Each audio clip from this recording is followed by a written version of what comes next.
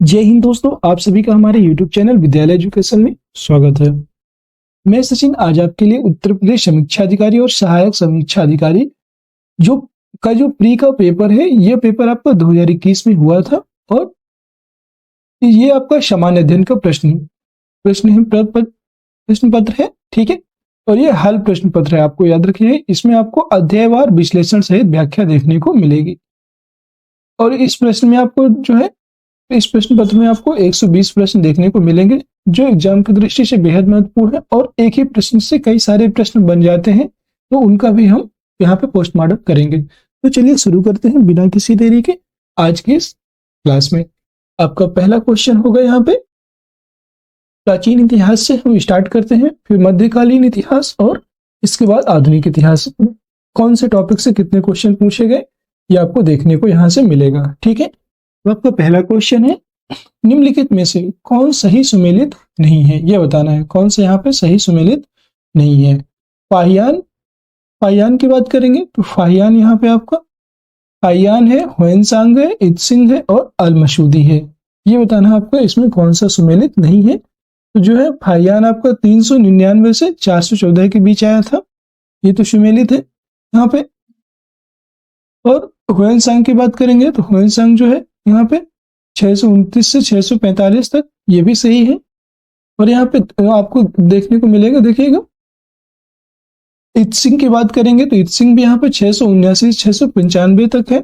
और इसका थोड़ा सा जो काल है वो यहाँ पे 671-72 पे भी आया था, और इसके बाद फिर 693-94, मतलब टोटल देखा जाए तो 679 695 सुमेलित है, पर पूर्ण रूप से नहीं। ठीक है, इसलिए इसका जो आंसर हो जाएगा यही हो जाएगा। ठीक है, और अल-मसूदी 957 AD एकदम सही है। तो इसका जो राइट आंसर हो जाएगा सी ऑप्शन हो जाएगा, सी। ठीक है, यहाँ पे इसका एक्चुअली इसका सही सुमेलित तो है वो, बट कंफर्म नहीं है, इसलिए आयोग ने इसका उत्तर सी को माना है। ठीक है, इसी अकॉर्डिंग पे अगला प्रश्न है आपका, which of the following kings या kings were elected choose directly by the public, अर्थात निम्नलिखित में से किन किन राजाओं को जनता द्वारा प्रत्यक्ष रूप से चुना गया था। तो ये जो है हर्षवर्धन, गोपाल, यशोवर्मन, नंदीवर्मन, पल्लव मल्ल। ठीक है, यहाँ पे आपको बताना है। तो इसका जो है यहाँ पे हर्षवर्धन को नहीं चुना गया था, गोपाल को जो है प्रत्यक्ष रूप से चुना गया था, और नंदीवर्मन, पल्लव मल्ल जो है, इन दोनों को 2 और 4 ये जो है सही हो जाएगा। तो इसका जो राइट आंसर सी ऑप्शन हो जाएगा। ठीक है, नेक्स्ट क्वेश्चन है आपका जो है, अब इसके बारे में बात करेंगे थोड़ा सा। शशांक की मृत्यु के पश्चात 637 ईस्वी में लगभग 1 शताब्दी तक बंगाल में अराजकता तथा अव्यवस्था का वातावरण व्याप्त रहा। 8वीं शताब्दी ईस्वी के मध्य अशांति एवं अव्यवस्था से उबरकर बंगाल के प्रमुख नागरिकों ने गोपाल नामक एक सुयोग्य सेनानायक को अपना राजा बनाया, और गोपाल ने पाल वंश की स्थापना की थी। उल्लेखनीय है कि पल्लव शासक नंदीवर्मन द्वितीय को नंदीवर्मन पल्लव मल्ल के नाम से भी जाना जाता था। ठीक है, अगला प्रश्न है आपको यहाँ पे देखेंगे थर्ड नंबर। अब ये दिल्ली सल्तनत, यहाँ पे मध्यकालीन इतिहास से क्वेश्चन अब आएंगे। प्राचीन इतिहास से 2 क्वेश्चन पूछे गए थे, अब यहाँ पे तीसरा क्वेश्चन दिल्ली सल्तनत का आएगा मध्यकालीन इतिहास में। निम्नलिखित में से दिल्ली सल्तनत के किस सुल्तान के शासनकाल में शाही महलों में हिंदू देवी देवताओं की पूजा होती थी? शाही महलों में हिंदू देवी देवताओं की पूजा होती थी, वो थे आपके कुतुबुद्दीन मुबारक खिलजी नहीं, नासिरुद्दीन महमूद ये भी नहीं है, नासिरुद्दीन खुसरो शाह। जो नासिरुद्दीन खुसरो शाह थे, इन्हीं के महलों में हिंदू देवी देवताओं की पूजा होती थी। इसके बारे में बात करेंगे, यह खिलजी वंश के अंतिम शासक नासिरुद्दीन खुसरो शाह के शासनकाल में ही शाही महलों में हिंदू देवी देवताओं की पूजा होती थी।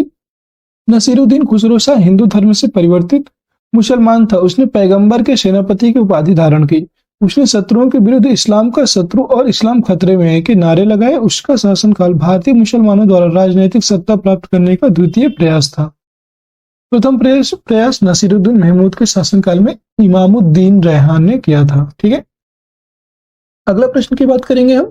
यहाँ पे 4th नंबर है, निम्नलिखित में से किस सुल्तान ने साम्राज्य की सीमाओं की सुरक्षा हेतु एक विशेष सेना को नियुक्त किया था? तो ऐसे सुल्तान था अलाउद्दीन खिलजी। अलाउद्दीन खिलजी का आप जानते हैं बाजार, ये हमेशा जो है किलेबंदी करना और बाजार नियंत्रण प्रणाली बहुत सारी जो है प्रथाएं शुरू किया था और बहुत सारा सुधार के काम भी किए थे। सुल्तान अलाउद्दीन खिलजी ने साम्राज्य की सीमाओं की सुरक्षा हेतु एक विशेष सेना को नियुक्त किया था। इसके द्वारा ही उत्तर पश्चिमी सीमा पर बलबन द्वारा बनवाए गए किलों की मरम्मत कराई गई तथा सभी किलों के में स्थायी रूप से सेना रखी गई थी। दिल्ली तथा सीरी के किलों की मरम्मत भी कराई गई। इसके समय में ही मंगोल आक्रमणों से राज्य की सुरक्षा की गई और सबसे अधिक राज्य का विस्तार भी किया गया अलाउद्दीन खिलजी के समय में। अगला प्रश्न है, देखेंगे यहाँ पे,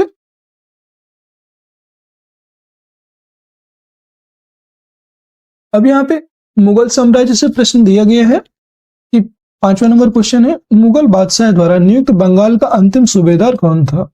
जो मुगल बादशाह हैं इनके द्वारा नियुक्त बंगाल का अंतिम सूबेदार कौन थे? तो वो थे मुर्शिद कुली खां। मुर्शिद कुली खां अंतिम सूबेदार थे। यहाँ पे मुगल, इसके बारे में बात करेंगे तो मुगल बादशाह फारूक खुशियार द्वारा 1717 में नियुक्त बंगाल का अंतिम सूबेदार मुर्शिद कुली खां था। इसी के साथ बंगाल में वंशानुगत सूबेदारी शासन की शुरुआत हुई। इसने बंगाल की राजधानी ढाका से मुर्शिदाबाद स्थानांतरित किया था। 1719 ईस्वी में फारूक सियर द्वारा मुर्शिद कुली खां को उड़ीसा का क्षेत्र भी दे दिया गया। वर्ष 1727 में सुजाउद्दीन, 1739 में अलीवर्दी खां तथा 1756 में सिराजुद्दौला बंगाल का नवाब बना था। अगला प्रश्न है, यहाँ पे विविध से आया है, विविध में है, निम्नलिखित में से किसे गुरु नानक ने अपना उत्तराधिकारी घोषित किया था? तो जो गुरु नानक थे उन्होंने अपना उत्तराधिकारी लहना को घोषित किया था। जो लहना थे उनको अपना उत्तराधिकारी घोषित किया था। गुरु नानक द्वारा लहना को अपना उत्तराधिकारी घोषित किया गया। लहना को गुरु नानक द्वारा अंगद नाम दिया गया। गुरु अंगद देव सृजनात्मक व्यक्तित्व और आध्यात्मिक क्रियाशीलता से परिपूर्ण थे, जिसके कारण वे सिखों के दूसरे महान गुरु बने। इनका जन्म 31 मार्च 1504 ईस्वी को पंजाब के फिरोजपुर में हरिके नामक गांव में हुआ था। उल्लेखनीय है श्री चंद गुरु नानक देव के पुत्र थे तथा मर्दाना व बाला गुरु नानक के शिष्य थे। अब यहाँ पे आधुनिक इतिहास से क्वेश्चन आए होंगे, ठीक है। मुगल साम्राज्य का विघटन एवं यूरोपीय वाणिज्य का प्रारंभ, यहाँ से आपको क्वेश्चन देखने को मिलेंगे। निम्नलिखित में से कौन भारत आने वाला यात्री पुर्तगाल देश का नहीं था? तो यहाँ पे बताना कौन सा नहीं था। ड्यूआर्ट बारबोसा, ये तो पुर्तगाल के ही थे। डोमिंगो पायस, ये भी पुर्तगाली था। पीटर मुंडी, ये पीटर मुंडी नहीं थे, ठीक है। पीटर मुंडी जो है ब्रिटेन का निवासी था। फर्नाओ नुनीज, ये भी पुर्तगाल का थे। भारत आने वाले विदेशी यात्री पीटर मुंडी ब्रिटेन का निवासी था, जो शाहजहां के शासनकाल में भारत आया था। विकल्प में दिए गए अन्य सभी यात्री ड्यूआर्ट बारबोसा, डोमिंगो पायस, फर्नाओ नुनीज पुर्तगाली यात्री थे। यहाँ पे आपका 8 नंबर क्वेश्चन है, देखेंगे। इससे आपका ना बहुत अच्छा रिवीजन भी हो जाएगा और आपको पता चलेगा कि कैसे प्रश्न आपके एग्जाम में पूछे जा रहे हैं। अब यहाँ पे 8वां नंबर क्वेश्चन देखेंगे। निम्नलिखित घटनाओं पर विचार कीजिए और इन्हें कालक्रमानुसार व्यवस्थित करना है। लाला हरदयाल द्वारा गदर पार्टी की स्थापना, ये आपका हुई थी। गदर पार्टी की स्थापना 1913 में हुई थी, ये याद रखिएगा। सर गोपाल कृष्ण गोखले के द्वारा सर्वेंट्स ऑफ इंडिया सोसाइटी की स्थापना। हिक्की के बंगाल गजट का प्रकाशन। सर विलियम जोन्स द्वारा बंगाल एशियाटिक सोसाइटी की स्थापना। नीचे दिए गए कूट का सही प्रयोग करना है, ठीक है। तो सबसे पहले क्या हुआ था? ये सबसे पहले हुआ था हिक्की के बंगाल गजट का प्रकाशन। फिर इसके बाद हुआ था सर विलियम जोन्स द्वारा बंगाल एशियाटिक सोसाइटी की स्थापना। फिर हुआ था गोपाल कृष्ण गोखले द्वारा सर्वेंट्स ऑफ इंडिया सोसाइटी की स्थापना। और लास्ट में लाला हरदयाल। इसका राइट आंसर हो जाएगा 2, 3, 4, 2, 1, ठीक है। जेम्स ऑगस्टस हिक्की द्वारा बंगाल गजट का प्रकाशन 1780 ईस्वी में किया गया था। यहाँ पे फिर नेक्स्ट है आपका सर विलियम जोन्स द्वारा बंगाल एशियाटिक सोसाइटी की स्थापना 1784 ईस्वी में की गई थी और ये कलकत्ता में हुई थी। फिर अगला है गोपाल कृष्ण के गोखले द्वारा सर्वेंट्स ऑफ इंडिया सोसाइटी की स्थापना 1905 ईस्वी में पुणे में महाराष्ट्र में की गई। लाला हरदयाल द्वारा गदर पार्टी की स्थापना 1913 ईस्वी में सैन फ्रांसिस्को अमेरिका में किया गया। अब यहाँ पे प्रमुख संस्थाएं, संधियां और आयोग अधिनियम, इनसे क्वेश्चन देखने को मिलेंगे। फोर्ट विलियम कॉलेज कलकत्ता के संदर्भ में कौन सा कथन सही है, ये बताना है।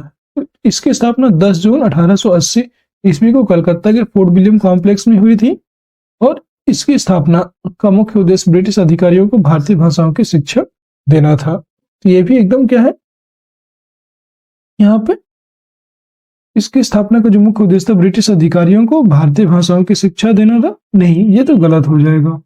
नीचे दिए गए कोड का प्रयोग सही उत्तर का, यहाँ पे केवल एक, केवल ओनली वन इसका सही हो जाएगा। ठीक है,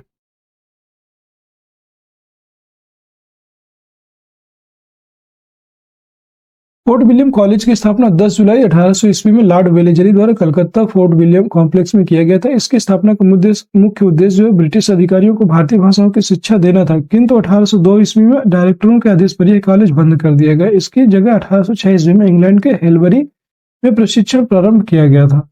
तो इसका जो मुख्य उद्देश्य था, यहाँ पे थोड़ा मिस्टेक हो गया। इसका जो मुख्य उद्देश्य था वो, इसकी स्थापना का मुख्य उद्देश्य ब्रिटिश अधिकारियों की भारतीय भाषाओं की शिक्षा देना ही था। ठीक है, इसका जो मुख्य उद्देश्य था, और कोलकाता के फोर्ट विलियम कॉम्प्लेक्स में हुई थी, ये इसका गलत हो जाएगा। ठीक है, इसका जो राइट आंसर ओनली 2 हो जाएगा। यहाँ पे थोड़ा मिस्टेक हो गया है, चेक कर लीजिएगा। अगला प्रश्न है आपका यहाँ पे 10th नंबर। नीचे 2 कथन दिए गए हैं, एक को कथन अभिकथन और दूसरे को कारण आत्म कहा गया। आप देख रहे हैं कितने हाई लेवल के क्वेश्चन पूछे जा रहे हैं। आपने देखा होगा बहुत सारे जो यूट्यूबर्स हैं, बहुत सारे जो टीचर हैं, एकदम सिंपल सिंपल क्वेश्चन आपको करवाते रहते हैं, जिससे कि वो कभी आपके एग्जाम में नहीं फंसते हैं और बाद में खामियाजा आपको ये भुगतना पड़ता है कि आपके आंसर गलत हो जाते हैं। जब आप एग्जाम हॉल में बैठते हो तो आपके क्वेश्चन आते हुए भी गलत हो जाते हैं, क्योंकि आप ऐसे क्वेश्चनों का प्रयास नहीं करते हैं। इसलिए आपको ऐसे क्वेश्चनों का प्रयास जरूर करना है। जितने आप बड़े क्वेश्चन करेंगे उतना ही आपको कॉन्फिडेंस बढ़ेगा। यहाँ पे अभिकथन में भारतीय प्रश्नों पर विवेचना के लिए दादा भाई नौरोजी ने 1866 में लंदन में ईस्ट इंडिया कंपनी एसोसिएशन का गठन किया। ठीक है, तो इसके बाद कारण क्या है, वह ब्रिटिश जनमानस को प्रभावित करना चाहते थे। नीचे दिए गए कोड से सही उत्तर का चयन कीजिए और यहाँ पे बताना कौन कौन से सही होंगे। तो ये जो है भारतीय प्रश्नों पर विवेचना के लिए दादा भाई नौरोजी ने 1866 में लंदन में ईस्ट इंडिया एसोसिएशन का गठन किया था, एकदम सही है। वह ब्रिटिश जनमानस को प्रभावित करना चाहते थे, ये भी सही है। इसके दोनों कथन सही है, इसलिए बोथ ए एंड आर दोनों सही है और इसकी सही जो है व्याख्या भी करता है, ये सी आपसे इसका सही हो जाएगा। ठीक है, अब यहाँ पे इसकी व्याख्या की बात करेंगे। वर्ष 1866 में दादा भाई नौरोजी ने लंदन में ईस्ट इंडिया एसोसिएशन का गठन किया, जिसका प्रमुख उद्देश्य भारत के लोगों की समस्याओं पर विचार विमर्श करना और इससे ब्रिटिश जनता का मत प्रभावित करना था, ताकि ब्रिटिश लोग भारतीय समस्याओं, उनके कष्टों से परिचित हो सके और भारतवासियों के पक्ष में इंग्लैंड में समर्थन प्राप्त हो सके। अतः ठीक है, अगला प्रश्न है आपका, भारतीय सिविल सेवा के संदर्भ में निम्नलिखित कथनों पर कौन से कथन सही है, ये बताना है। इसका जो है, भारत सरकार अधिनियम 1919 में भारतीय सिविल सेवा के लिए एक अलग परीक्षा का प्रावधान किया गया जो भारत में होनी थी, और भारतीय सिविल सेवा में 1941 में भारतीयों का प्रतिशत यूरोप वासियों से अधिक था, ये भी एकदम सही है। और 1919 में भारतीय सिविल सेवा के लिए एक अलग परीक्षा का प्रावधान किया गया था जो भारत में होनी थी, ये दोनों सही है। ठीक है, तो इसका जो है राइट आंसर की बात करेंगे, तो राइट आंसर जो है देखेंगे हम यहाँ पे,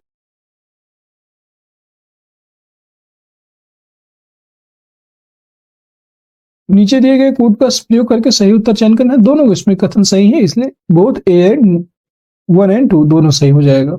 भारत शासन अधिनियम 1919 द्वारा एक लोक सेवा आयोग के गठन की बात कही गई, जिसका गठन 1926 ईस्वी में किया गया। इसी अधिनियम के तहत पहली ICS इंडियन सिविल सर्विस परीक्षा ब्रिटिश सिविल सर्विस सेवा के आयोग के अधीन 1922 में इलाहाबाद में आयोजित हुई। वर्ष 1941 में भारतीय सिविल सेवा परीक्षा में यूरोपीय प्रतिभागियों के उत्तीर्ण होने की संख्या भारतीयों की अपेक्षा कम हो गई थी। ठीक है, समाचार पत्र एवं पत्रिकाओं से भी क्वेश्चन आते हैं, देख लीजिए आपके टॉपिक वाइज यहाँ पे दिया हुआ है, जिससे कि आपको बहुत सही रूप से समझ में आएगा। ब्रिटिश उपनिवेशवाद के विरुद्ध भोजपुरी में लोकप्रिय कविता फिरंगिया लिखने वाले कवि का क्या नाम था? जिन्होंने फिरंगिया लिखी थी उनका नाम था मनोरंजन। मनोरंजन प्रसाद सिन्हा इनका पूरा नाम था, मनोरंजन प्रसाद सिन्हा, याद रखिएगा।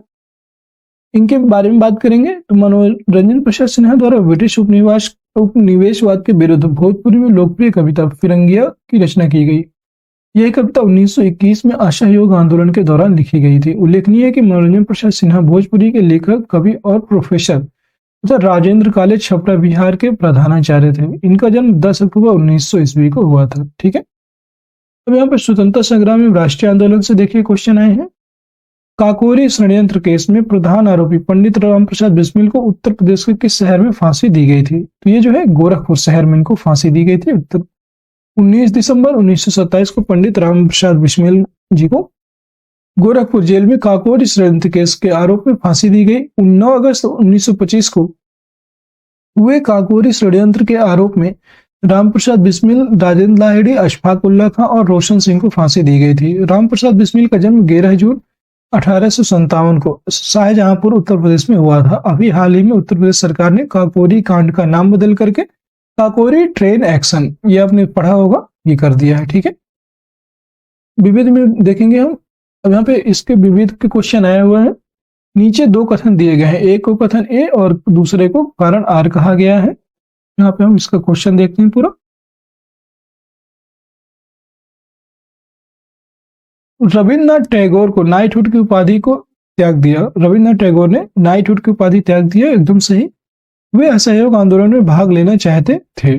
नीचे दिए गए कूट का प्रयोग सही उत्तर पर चयन करना है आपको। ठीक है, यहाँ पे बताना है वे असहयोग आंदोलन में भाग लेना चाहते थे इसलिए उपाधि को त्याग दिया। गलत, ये तो गलत हो जाएगा एकदम से। तो इसका जो राइट आंसर हो जाएगा ए आपका सही है। यहाँ पे वे इन्होंने नाइटहुड की उपाधि त्याग दी थी। कब त्यागी थी? तो जब जलियांवाला बाग हत्याकांड हुआ था 13 अप्रैल 1919 में, उसके पश्चात इन्होंने अपना नाइटहुड की उपाधि को त्याग दिया था।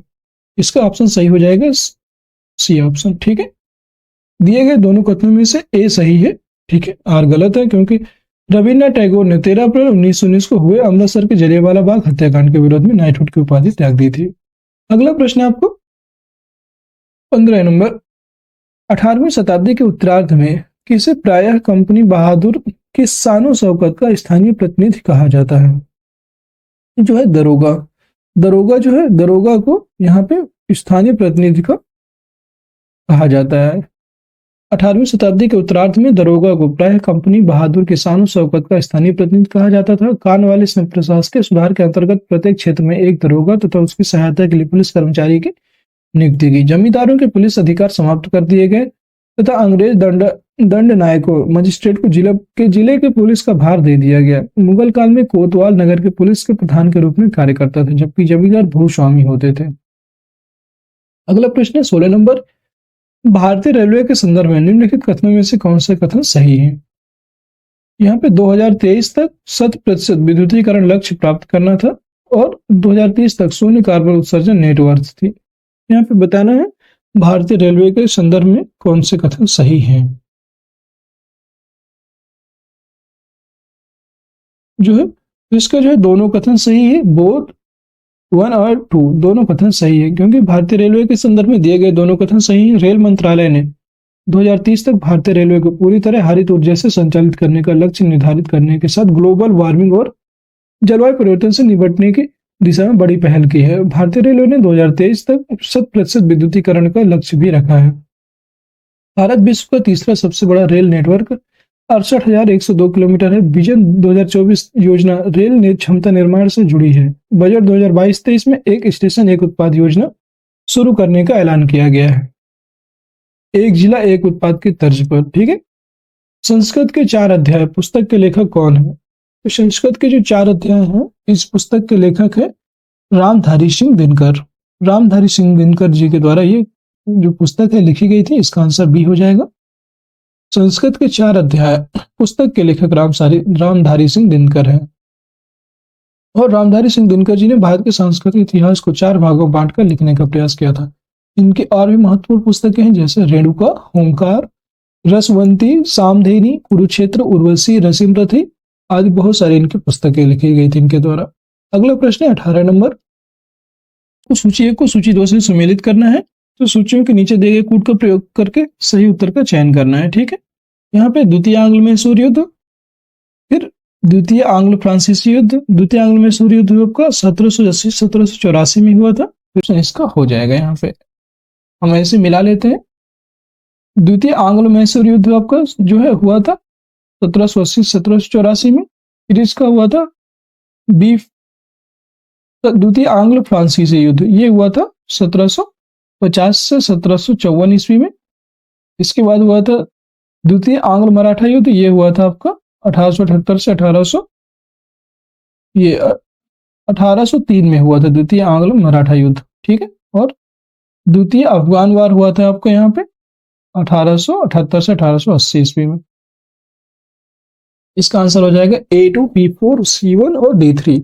आपको यहाँ पे बता दिए हैं, आप देख लीजिएगा, क्योंकि क्वेश्चन काफी बड़ा हो जा रहा है तो एक पेज में आ नहीं रहा है। नेक्स्ट है आपका 19 नंबर। निम्नलिखित घटनाओं पर विचार कीजिए और इन्हें कालक्रम अनुसार व्यवस्थित कीजिए। कर्जन वायली की हत्या, खुदीराम बोस को मृत्युदंड, बाल गंगाधर तिलक द्वारा केसरी समाचार पत्र का प्रारंभ और अबुल कलाम आजाद द्वारा अल हिलाल समाचार पत्र का प्रारंभ। यहाँ पे सबसे पहले जो है होगा आपका बाल गंगाधर तिलक, जो है बाल गंगाधर तिलक के द्वारा केसरी समाचार पत्र का प्रकाशन, ये पहले नंबर पे आ जाएगा। इसके बाद फिर हुआ था खुदीराम बोस को मृत्युदंड दिया गया था, सेकंड नंबर पे, तो ये हो जाएगा। और फिर इसके बाद हुआ था कर्जन वायली की हत्या, ये तीसरे नंबर पे हो जाएगा। और लास्ट में फोर्थ नंबर पे अल हिलाल की स्थापना, जो अल हिलाल समाचार पत्र था, इसका प्रारंभ हुआ था। तो पहला ही ऑप्शन इसका सही हो जाएगा। ठीक है, यहाँ पे बाल गंगाधर तिलक जो थे उनके द्वारा केसरी समाचार पत्र का प्रारंभ जो है 4 जनवरी 1881 में हुआ था। खुदीराम बोस को मृत्युदंड 11 अगस्त 1908 में हुआ था। और कर्जन वायली की हत्या 1 जुलाई 1909 ईस्वी में हुआ। अबुल कलाम आजाद द्वारा अल हिलाल समाचार पत्र का प्रारंभ जो है 1912 ईस्वी में हुआ था। अगला प्रश्न है आपका, ब्रिटिश भारत में सैन्य बल केंद्रीय राजस्व का कुल कितना प्रतिशत व्यय होता था? ये जो है लगभग 52% होता था। तो इसमें 52% कोई ऑप्शन नहीं दिया हुआ है, इसलिए इनमें से कोई नहीं होगा। नन ऑफ दीज यहाँ पे हो जाएगा इसका आंसर। आप यहाँ पे ये ऑप्शन रख सकते हैं नन ऑफ दीज का। ठीक है, अगला प्रश्न है आपको,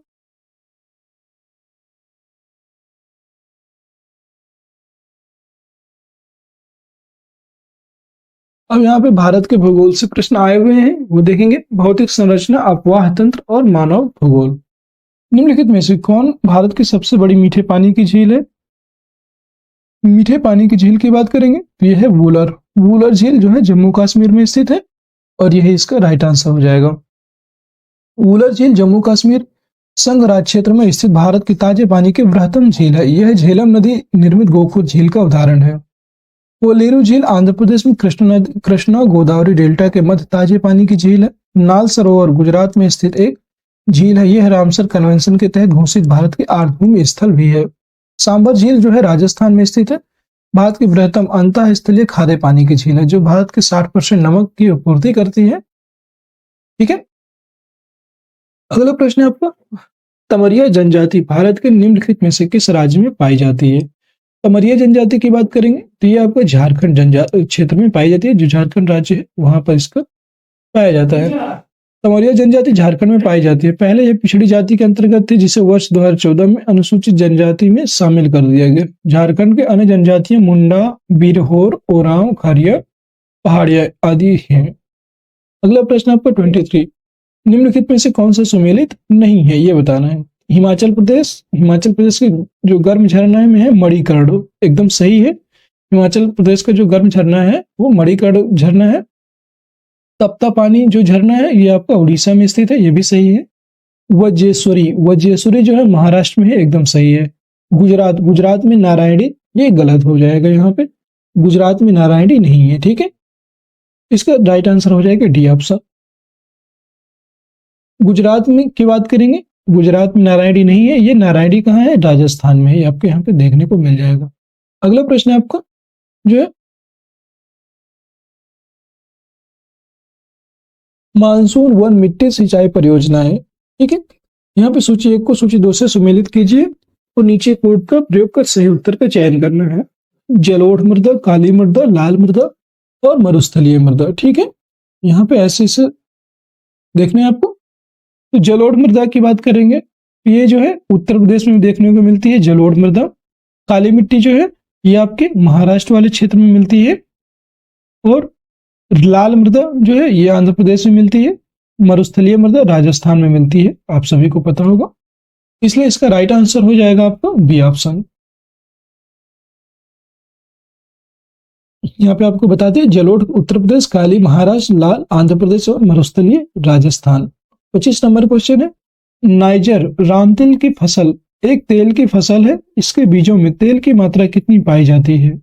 इसके बीजों में जो तेल की मात्रा 37 से 47% तक पाई जाती है। इथोपिया, भारत तथा नेपाल में व्यापक मात्रा में उगाया जाने वाला रामतिल नाइजर के बीजों में कुल मात्रा का 1/3 के लगभग तेल 37 से 47% पाया जाता है। रामतिल प्रोटीन और फैटी एसिड तथा लिनोलिक एसिड का भी अच्छा स्रोत होता है। फसल चक्र के संदर्भ में निम्नलिखित में से कौन सा कथन सही है? गहरी जड़ों वाली फसलों के बाद उसी तरह की फसलें उगानी चाहिए, ये तो गलत है। फलीदार फसल के बिना फली वाली फसल लेनी चाहिए, ये एकदम सही है। तो यहाँ पे जो है इसके कोड का प्रयोग करके सही उत्तर चुनना है। यहाँ पे कौन सा हो जाएगा देखते हैं। यहाँ पे पहला तो गलत है, दूसरा इसका सही हो जाएगा ओनली बी। फसल चक्र के सिद्धांत के अनुसार एक उत्तम फसल उत्पादकता प्राप्त करने के लिए निम्नलिखित पद्धतियों को अपनाना चाहिए। अब यहाँ पे फसल चक्र के बारे में समझाया गया है, आपको बताते हैं। उथली जड़ वाली फसलों के बाद गहरी जड़ वाली फसलें उगानी चाहिए, एकदम सही। फलीदार फसलों के बिना फली वाली फसलें उगानी चाहिए। अधिक जल की आवश्यकता वाली फसलों के बाद कम जल की आवश्यकता वाली फसलों को उगाना चाहिए। कृषि साधनों का प्रयोग क्षमता पूर्वक ढंग से होना चाहिए। अपर्दन प्रभावित क्षेत्रों में फसल चक्र में आच्छादित फसलों का समावेश होना चाहिए। अब यहाँ पे खनिज शक्ति संसाधन एवं उद्योग व व्यापार से प्रश्न देखने को मिला है। 27 नंबर क्वेश्चन, निम्नलिखित घटनाओं पर विचार कीजिए और उन्हें काल क्रमानुसार व्यवस्थित कीजिए। भारतीयों द्वारा चीनी उद्योग का विकास, ठीक है, ये बताना है आपको। भारतीयों द्वारा चीनी उद्योग का विकास, रिसड़ा में प्रथम जूट मिल का आरंभ, भारत में स्टील का प्रथम बार उत्पादन, बंबई में प्रथम कपड़ा मिल का प्रारंभ। सबसे पहले क्या हुआ था ये बताने हैं आपको। तो यहाँ पे सबसे पहले बंबई में प्रथम कपड़ा मिल का प्रारंभ हुआ था। इसके बाद जो है रिसड़ा में प्रथम जूट मिल का उत्पादन हुआ था, मिल का प्रारंभ हुआ था। इसके बाद फिर हुआ था आपको भारत में स्टील का प्रथम बार उत्पादन और लास्ट में हुआ था भारत द्वारा चीनी उद्योग का विकास। ठीक है, ये 4th नंबर में आ जाएगा। तो वह चौथे में फर्स्ट है, तीसरे में तीसरा है और दूसरे नंबर पे क्या है, रिसड़ा में प्रथम जूट मिल का उत्पादन। तो ये हो जाएगा 4th सेकंड। इसका जो है बी ऑप्शन इसका सही हो जाएगा। ठीक है, भारत में पहली सूती कपड़ा मिल की स्थापना 1854 में बॉम्बे में कावासाजी नाना भाई डावर ने द बॉम्बे स्पिनर मिल के नाम से स्थापित की। देश के प्रथम जूट मिल की स्थापना 1855 में ब्रिटिश उद्यमी जॉर्ज ऑकलैंड और बंगाली फाइनेंसर बाबू बाय सुंबर सेन द्वारा रिसड़ा बंगाल प्रेसिडेंसी में की गई। भारत में प्रथम बार स्टील लौह इस्पात का उत्पादन 1874 में Bengal iron works company IISCO द्वारा कुल्टी, झरिया तथा बर्नपुर पश्चिम बंगाल में की गई थी।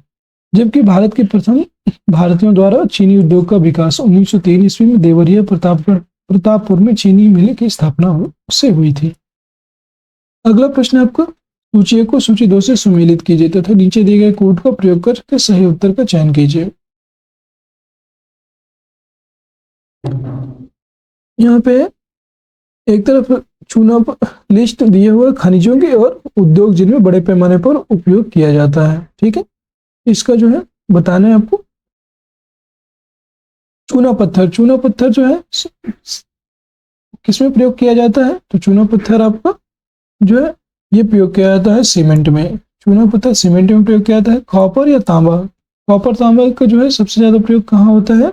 ये जो है बिजली के सामान में होता है, बिजली के सामान बनाने में। बॉक्साइट एल्युमिनियम जो है ये किस में प्रयोग होता है? ये जो है हवाई जहाज के निर्माण में प्रयोग होता है। मैग्नीज का जो सबसे ज्यादा प्रयोग है ये इस्पात स्टील उत्पादन में किया जाता है।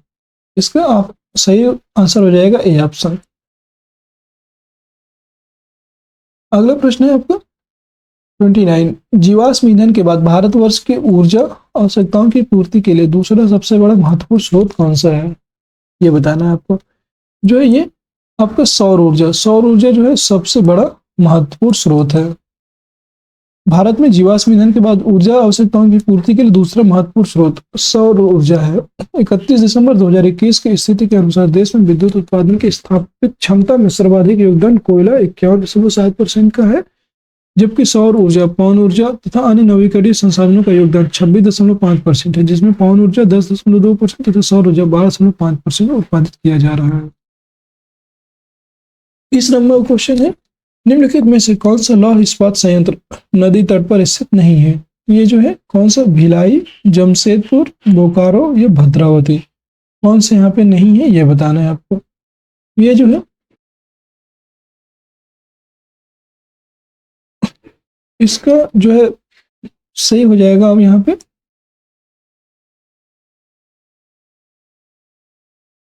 भिलाई। भिलाई जो है भिलाई इस्पात संयंत्र यहाँ पे नदी तट पर स्थित नहीं है, ठीक है, जबकि जमशेदपुर, बोकारो और भद्रावती नदी तट पर स्थित है, ठीक है।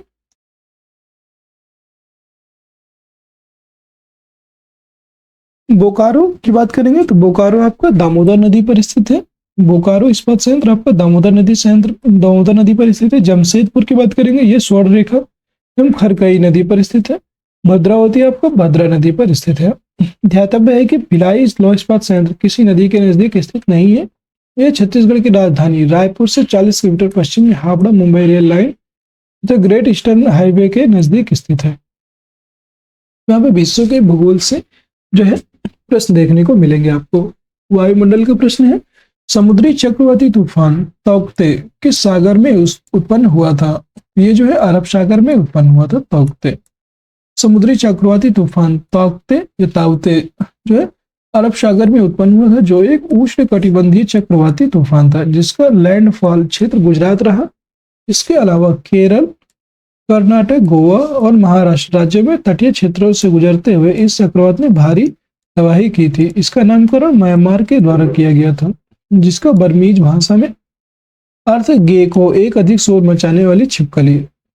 वर्ष 2018 में ओमान में नए मेकान चक्रवात के बाद वर्ष 2019 में चक्रवात ने गुजरात को तथा उसके बाद 2020 में निसर्ग चक्रवात ने महाराष्ट्र को प्रभावित किया था। ये क्वेश्चन अभी जो बीपीएससी का जो टीचर एग्जाम है उसमें भी पूछा गया है। आर्थिक भूगोल की बात करेंगे तो निम्नलिखित युगों में से कौन सा युग सही सुमेलित नहीं है? रबड़ का उत्पादन थाईलैंड में होता है, एकदम सही है। कहवा का उत्पादन मंगोलिया में होता है, नहीं। जैतून स्पेन में होता है और गन्ना सबसे ज्यादा ब्राजील में होता है, एकदम सही है। तो जो इसका राइट आंसर हो जाएगा ये कहवा अर्थात कॉफी हो जाएगा। कॉफी का सबसे ज्यादा उत्पादन आपका जो है ब्राजील में होता है, याद रखिएगा यहाँ पे ब्राजील। यहाँ पे दिया हुआ रबड़ थाईलैंड, कहवा ब्राजील, जैतून स्पेन और गन्ना ब्राजील। अगला प्रश्न है आपका 33, निम्नलिखित में से विश्व में मछली का सबसे बड़ा उत्पादक देश कौन सा है? मछली का सबसे बड़ा उत्पादक देश है आपका चीन। चीन जो है सबसे बड़ा उत्पादक देश है मछली का।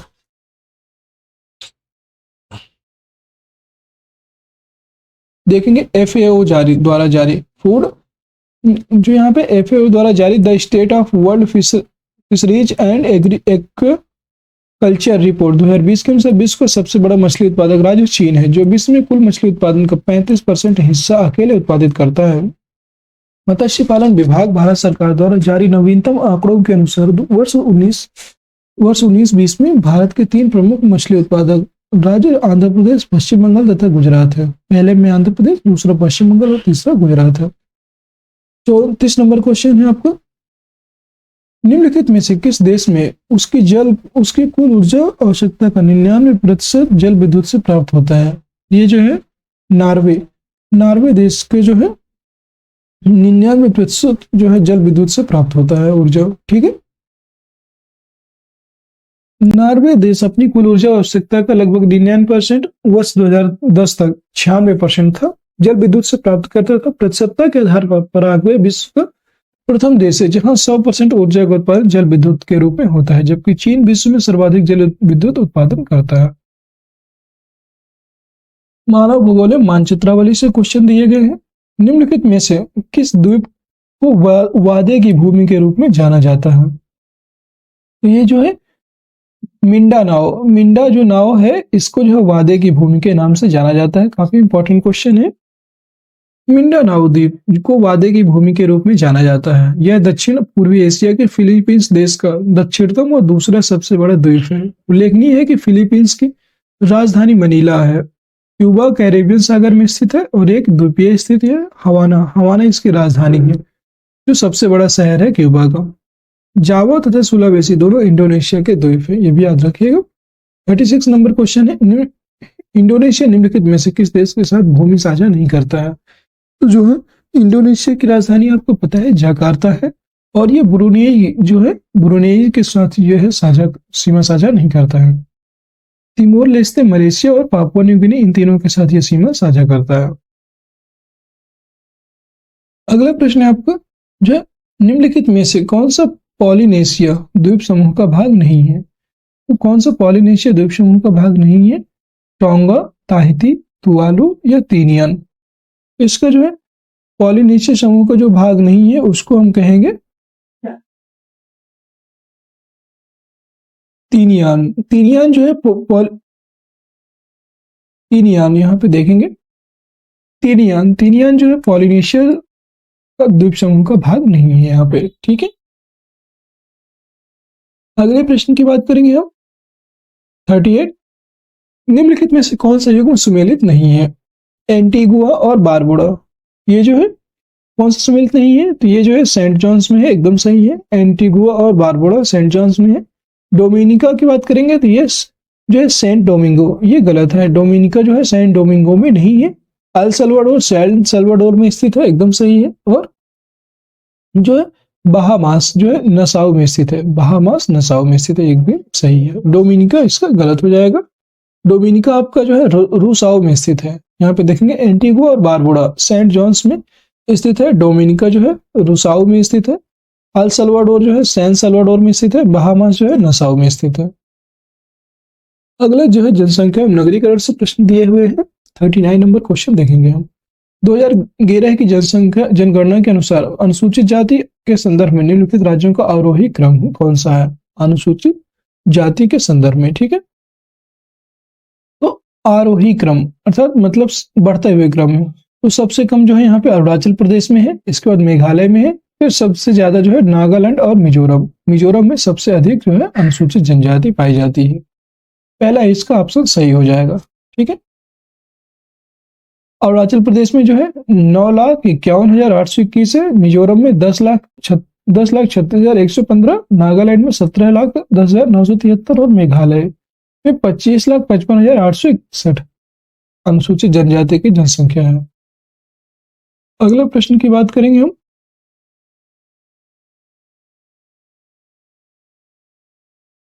40 नंबर है, निम्नलिखित भारतीय नगरों में मलिन बस्तियों का प्रतिशत 2011 की जनगणना के अनुसार सबसे कम रहा?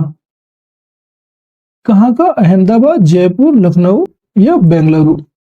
अहमदाबाद जो गुजरात में है, यहाँ की मलिन बस्तियों की जनसंख्या सबसे कम रहा। ठीक है। प्रतिशत 2011 की जनगणना के अनुसार सबसे कम था। वर्ष 2021 की जनगणना के अनुसार दिए गए विकल्पों में सबसे कम मलिन बस्तियों का प्रतिशत अहमदाबाद में, यहाँ लगभग 4.49% था। आबादी झुग्गी झोपड़ियों में रहती है, जबकि जयपुर में 10.62%, लखनऊ में 12.9% तथा बेंगलुरु में 8.39% था। ठीक है। अगला प्रश्न आपका 41 नंबर। जनगणना 2011 के अनुसार भारत में निम्नलिखित राज्यों में से कौन से राज्य सबसे कम नगरीकरण का प्रतिशत दर्ज किया था? ये जो है हिमाचल प्रदेश। हिमाचल प्रदेश सबसे कम नगरीकरण का जो है जनसंख्या, सबसे कम नगरीकरण का प्रतिशत दर्ज किया। जनसंख्या 2011 के अनुसार भारत में हिमाचल का जो है 10% सबसे कम नगरीकृत राज्य है। अगले प्रश्न की बात करेंगे 42 नंबर। 2011 की जनगणना के अनुसार निम्नलिखित में से भारत के किस केंद्र शासित प्रदेश में न्यूनतम लिंगानुपात पाया जाता है? और ये समझ लीजिए कि 2011 की जो जनगणना के अनुसार है ना, इसको आपको पढ़ना ही पढ़ना है। ये इससे हर साल क्वेश्चन पूछा जाता है और इस साल भी 2011 की जनगणना से क्वेश्चन आने ही वाले हैं और कई क्वेश्चन आपको सेम टू सेम भी मिल सकते हैं। यहाँ पे बताने केंद्र शासित में न्यूनतम लिंगानुपात कहाँ पर पाया जाता है? तो यह है चंडीगढ़। चंडीगढ़, दमन दीव, अंडमान निकोबार द्वीप समूह, लक्षद्वीप। तो यहाँ पे दमन एवं दीव जो है, यहाँ पर सबसे कम जो है लिंगानुपात पाया जाता है। वर्ष 2011 की जनगणना के अनुसार भारत में केंद्र शासित प्रदेशों में न्यूनतम लिंगानुपात दमन एवं दीव 618 महिलाएं और 1000 पुरुष हैं, ठीक है। जबकि सर्वाधिक लिंगानुपात वाला केंद्र शासित प्रदेश पुदुचेरी 1037 महिलाएं 1000 पुरुष पर है। अगला प्रश्न है जो है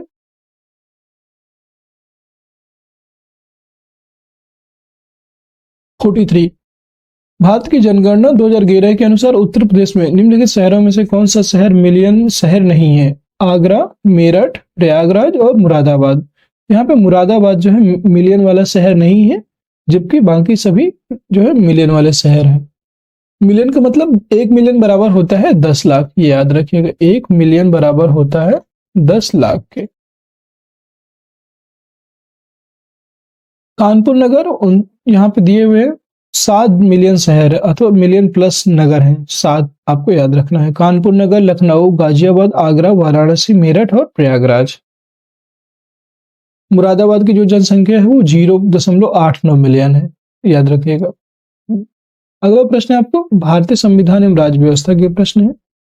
राज्य की नीति निदेशक ये सभी से प्रश्न पूछे जाते हैं। भारतीय संविधान की प्रस्तावना में इसके सभी नागरिकों को कौन सा न्याय प्रदान करने की व्यवस्था की गई है?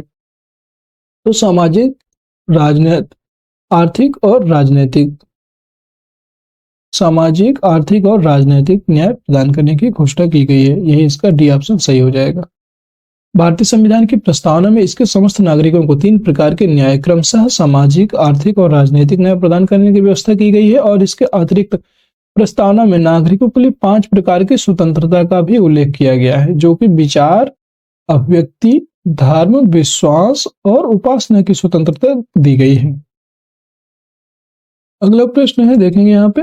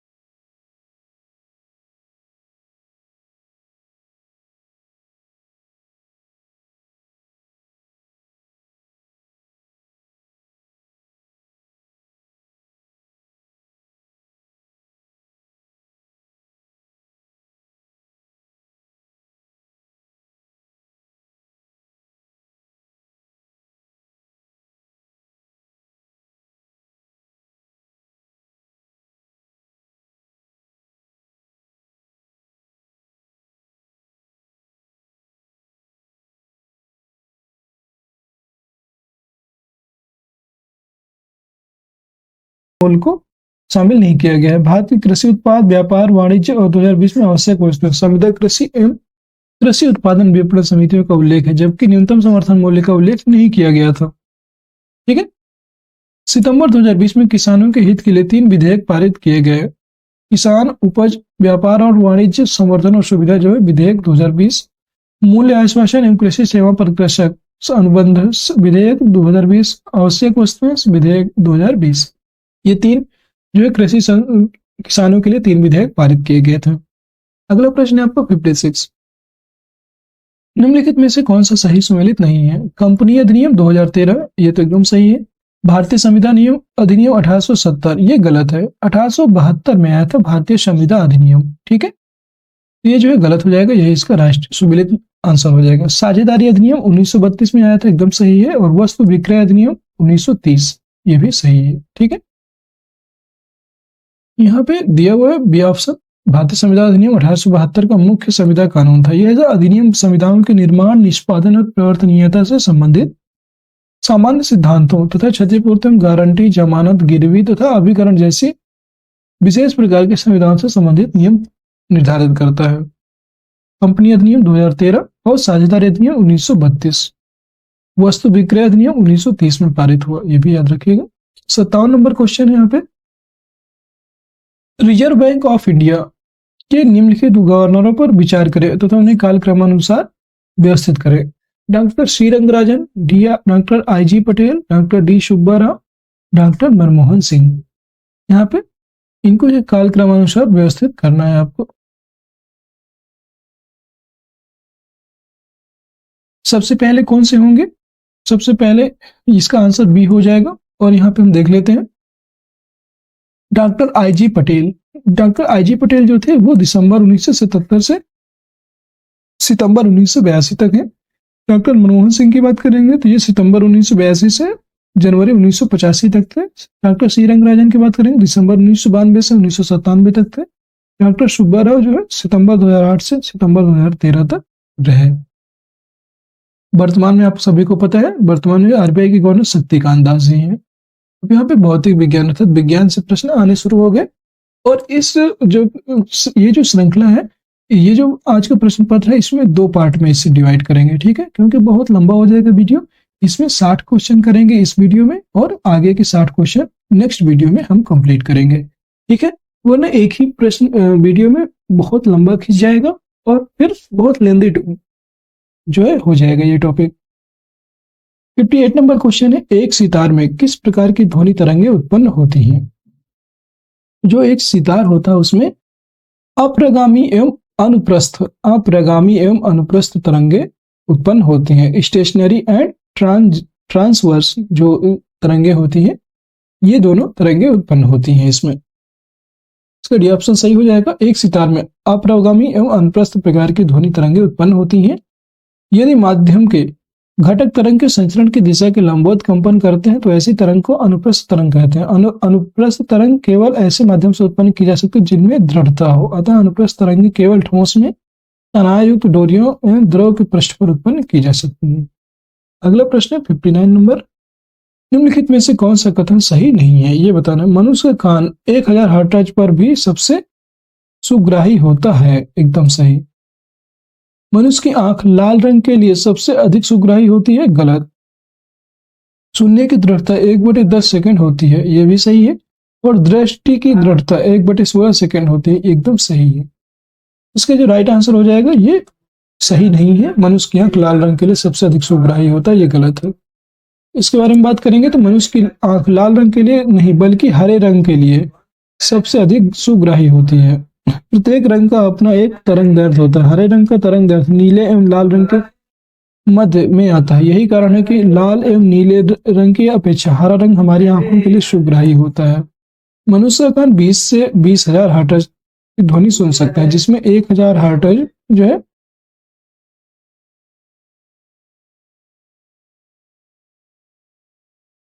1000 हर्ट्ज की ध्वनि सबसे सुग्राही होती है। कान के सुनने की दृढ़ता 1/10 सेकंड होती है। यदि इस अवधि में कोई अन्य ध्वनि भी आएगी तो वह पहली के साथ मिल जाएगी। दृष्टि की दृढ़ता 1/16 सेकंड होती है।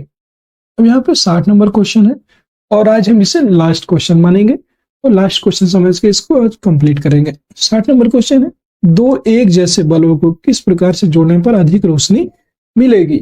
दोनों श्रेणी क्रम में जोड़ने पर या दोनों समानांतर क्रम में जोड़ने पर?